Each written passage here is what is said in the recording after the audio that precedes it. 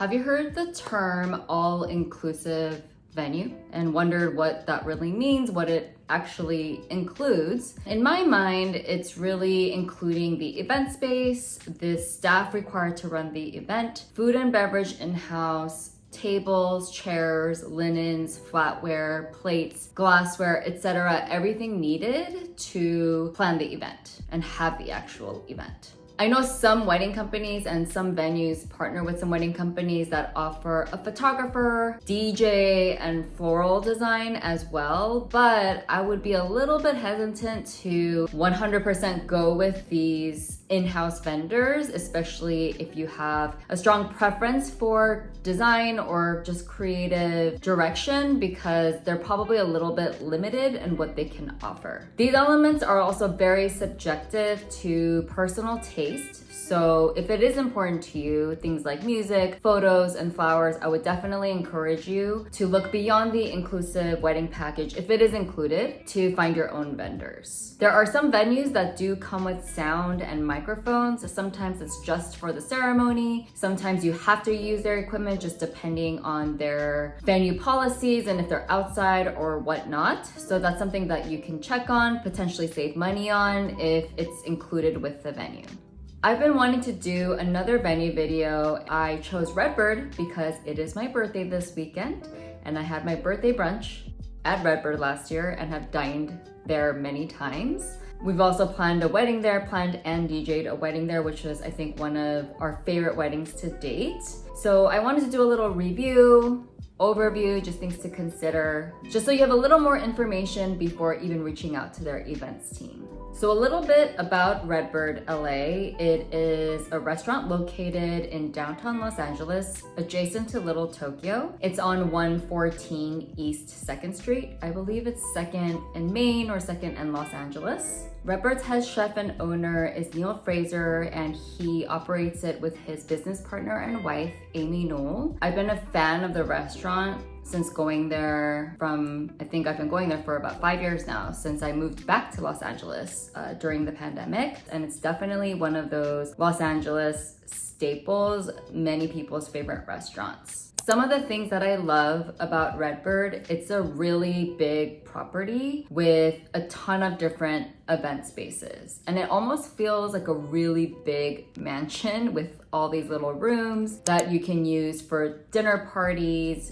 baby showers, bridal showers, rehearsal dinner, welcome drinks, etc. So there's so many different events that you could have in this space. You could also buy out the entire restaurant if you have that kind of budget. It's really versatile in that sense. They have one outdoor space called the Redbird Garden, and they have a range of indoor spaces, each with its own character and style. They range in their capacity for seated dinners from as intimate as 18 people all the way up to 125.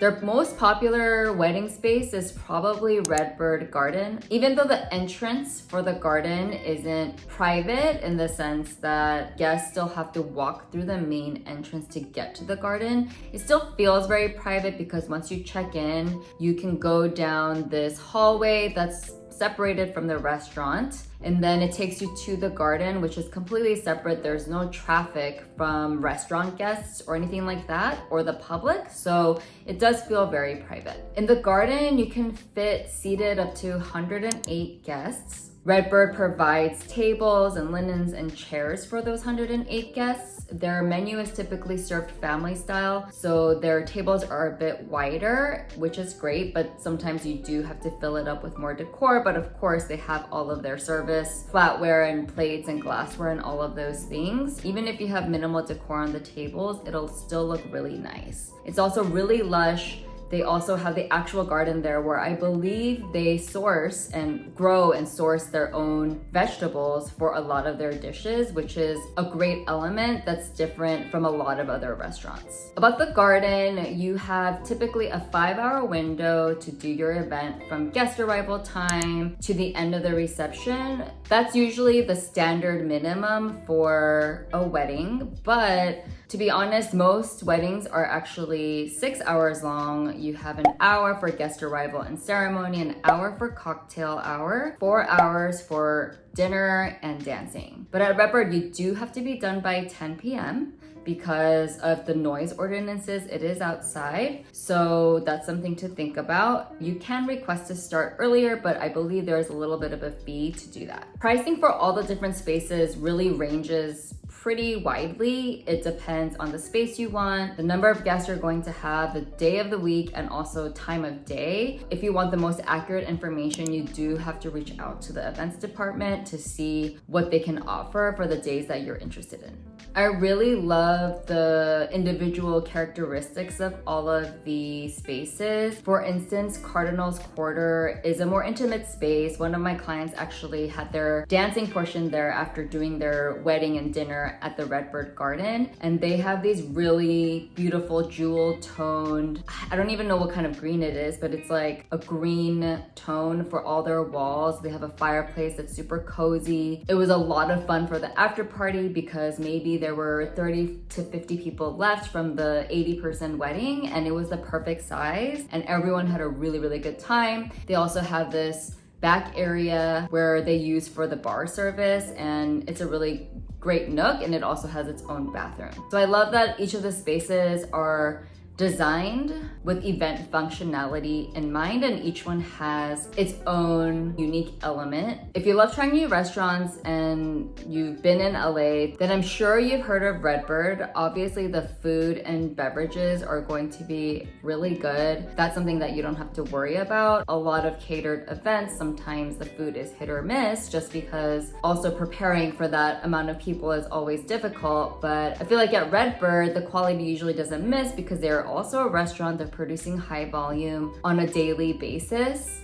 So that's something that you don't have to worry about, especially if you love good food. You can expect great service at Redbird, from their management to their bartenders to the wait staff and the event captains that I worked with. They were all really on top of their job. We communicated very closely throughout the evening, and they were a real pleasure to work with. Service does make a big impact, especially if it's bad and it's a day that's supposed to be really happy. And if you're feeling stressed because the service isn't good, then that's obviously not something that you want at your wedding. So rest assured, at Redbird, they do have great service. I worked together seamlessly with them, and they were a great support to our team. A few things to consider as you're planning, because no venue is 100% perfect or going to be to your liking. There could be multiple events in one day. I don't think they would book multiple weddings at the same time, obviously, but I have seen other maybe daytime weddings or events happening before my evening event. There might be a shower or like a birthday party or something like that. But I think this building is big enough where no one's really bothering each other. So I think that's not a huge problem, but it is something to be aware of. Some people want full privacy. And if that's the case, then Redbird wouldn't really be the space for you, especially because it's also an operating restaurant, unless you buy out the entire restaurant, which would be very expensive, of course. But I do find that some couples find full privacy very important, so I did want to point that out.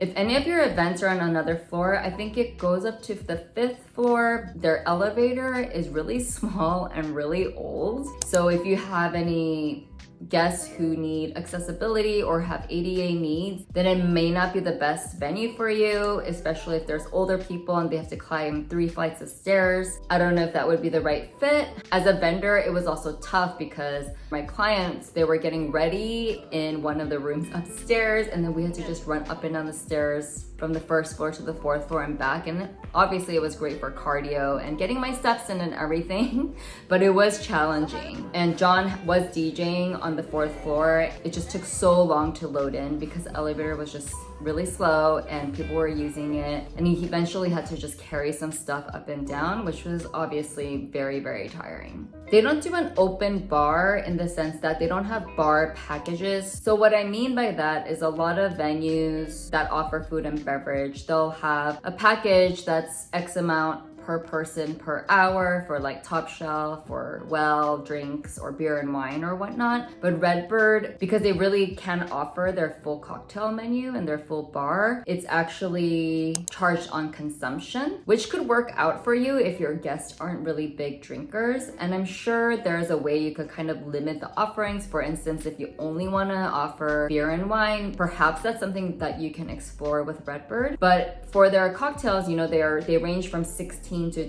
$20 and up, I believe. And you can offer premium liquor as well. So if you have a group that's big drinkers, it could be kind of expensive at the end of the day. But one other thing that you could do is potentially set a cap, and you can let Redbird know, hey, when I reach this amount, I want to stop the open bar, and then guests can take care of their own, or we can just switch to just beer and wine at that point. This is one element that can impact costs one way or the other quite significantly, so I thought it was worth mentioning. The garden is beautiful. I love that you don't have to do much to it in terms of the decor. They have lighting already, and it just, honestly, if you don't bring anything in except maybe some candles, I think it would totally be fine with their just normal setup. But the sound, you do have to use the in-house speakers, and I believe I don't know what kind of system it is, but it's not super robust. If you do want to have dancing down there, it's not the best system for that. So if you do want to do dancing, I would recommend moving from the garden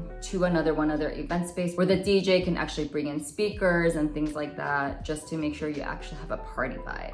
If you're okay with more ambient music and a little bit of a dance party after dinner, then maybe it could be a good fit for you if you're going to end right at 10 anyway. Lastly, they don't have built-in inclement weather spaces, meaning if it rains that day, you're kind of out of luck unless one of their other spaces isn't booked. If you want to secure a rain backup space, then you do have to pay for it and book it in advance. Otherwise, someone else could book it for their event. If you choose a date that's most likely not going to rain, although these days you just never know how the weather is gonna go, then totally fine. But if it is a month like February or March, sometimes even, it could rain, so that's just something to consider as you're booking the space. If you love food and love the idea of being in a beautiful garden space, then Redbird could be a really good fit for you. If you really want a party vibe, then I suggest that you can always move to one of the other spaces or go off site to an after party at 10 o'clock when the garden is closed. But if you're looking to do all of that in one space, then you could also consider one of the indoor spaces for everything, but then you kind of lose out on the beauty of the garden space. Every venue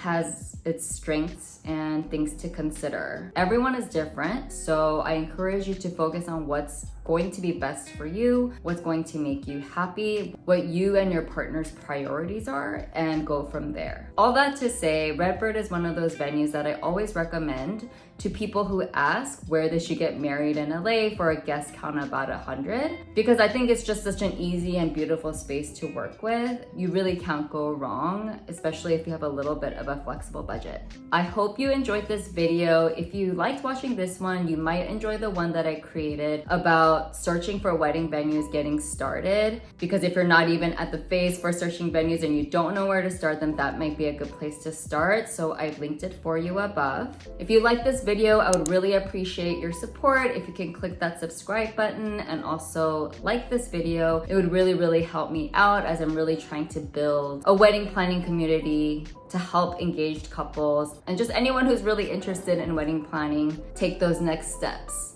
I would love to know what other venues you might be interested in learning about in the comments, so please feel free to drop them in the comments below with any other questions that you might have for me. Bye for now and happy planning. Venue and it's located pretty what your priority. I hope you enjoyed this video. I hope